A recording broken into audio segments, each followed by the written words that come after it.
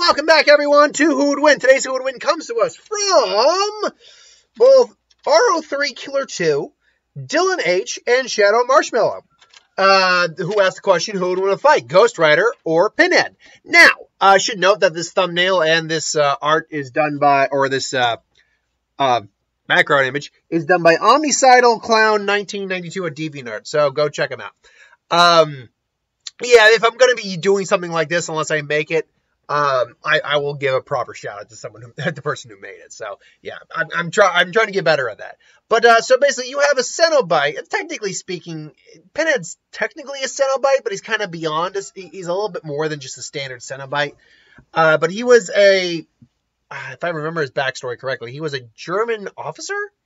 And finding the Lament configuration, he ended up getting taken into the Lament configuration world. And basically turned into this. He barely has any memories of his past life as that individual, but some show up as an individual. As that end level, he's kind of like the de facto leader of Cenobites. Their job is to torture and create like chaos and havoc and malice and maliceness. And through that, he's capable of doing many things. He does have reality warping powers, particularly in the real world. He has reality warping powers to some degree. Summoning chains is one of his biggest things. He's also capable of taking a hit. Like, you're not going to just straight out kill him. So he's pretty durable for what it is. He has been defeated by obviously he loses every movie, but he's been defeated by other demon Cenobites, if you will. But he's come back after they've been defeated. Really, it's hard to say exactly what his overall power set is. It just seems to be whatever is good for him at the time. I mean, if I were to actually go and look up what Pinhead's powers, what does it actually say of what his powers and abilities actually are? Let's see.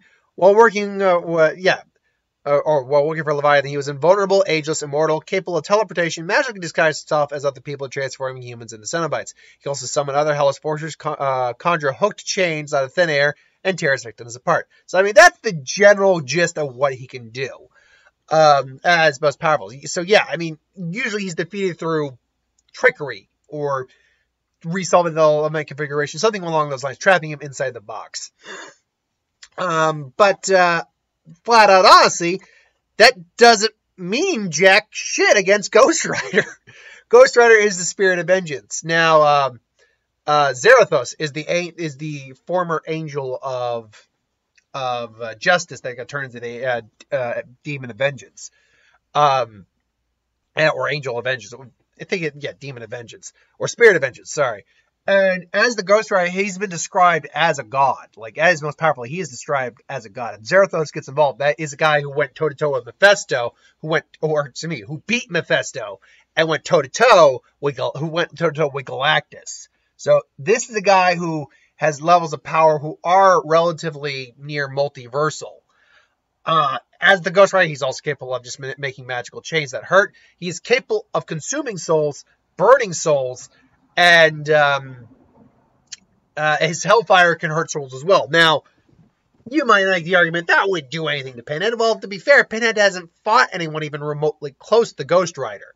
Like, neither of these guys exist in their own worlds. And quite frankly, Ghost Rider has bitch-smacked around individuals far more dangerous, scary, and powerful than Pinhead. Pinhead would be a problem in the Marvel Universe. Don't get me wrong. He's not a, whatever the lowest clear, F tier, S tier, whatever. Well, S tier is technically the highest.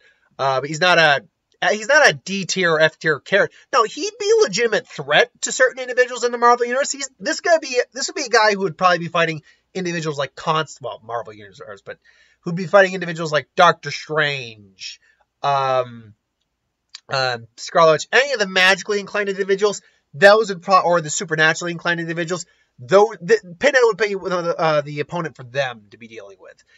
Ghost Rider does fall into that category, so he'd probably have dealings with Ghost Rider, or probably try to avoid him, because quite frankly, the Leviathan, for all its power, is just a deity of its own right. There's plenty of deities out there that probably could supersede the Leviathan power.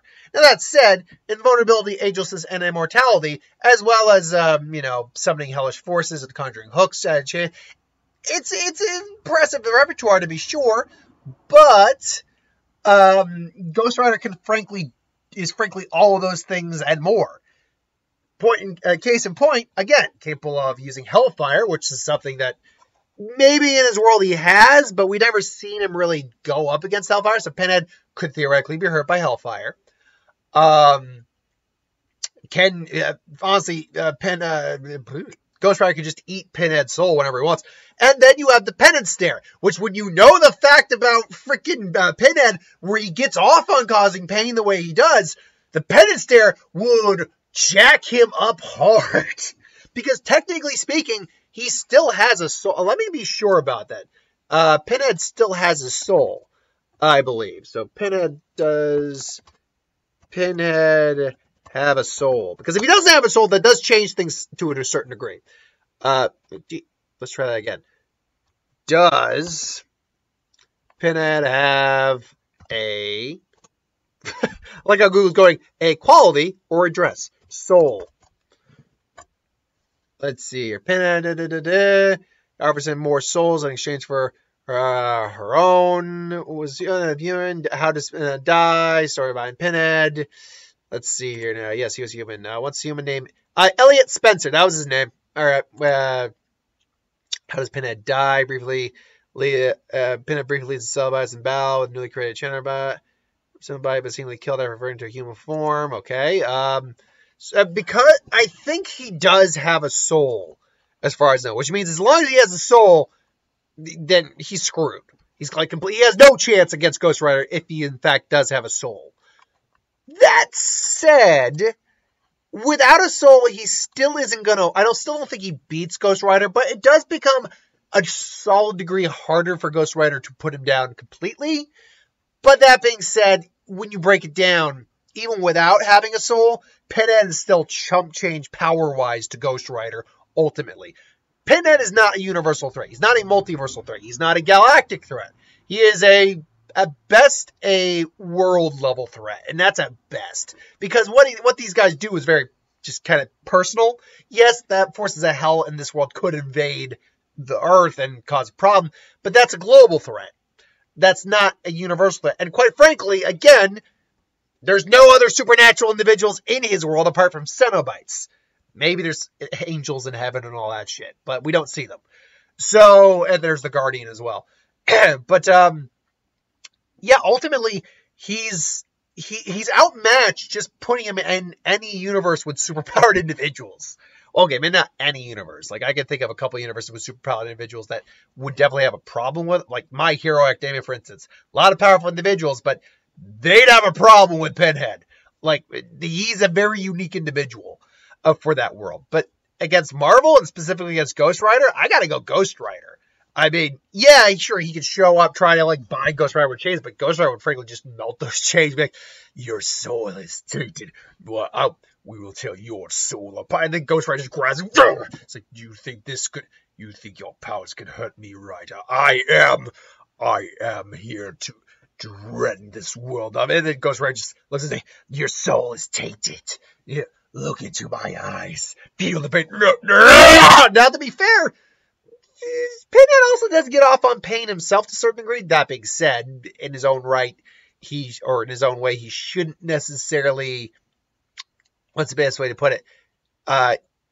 He doesn't revel in getting his ass kicked himself, but at the same time, yeah, he can get off a certain amount of pain, but having everything he's ever done to everyone he's ever done it to come back at him, yeah, I don't think he can survive that. So ultimately, it's got to be Ghost Rider, in my opinion. Now, if you think of a legitimate way Pinhead could win, let me know in the comments below. I'd be interested to hear it. But I do think it's going to be Pinhead 100% of the time. But thanks for watching. I hope you enjoyed. Like, comment, share, subscribe. As always, you want us to review something, put it in the comments below. Let us know. We'll do a review of it at some point. I will be back with the What If that I did not get to on Saturday. I apologize for that. But I will get to it today.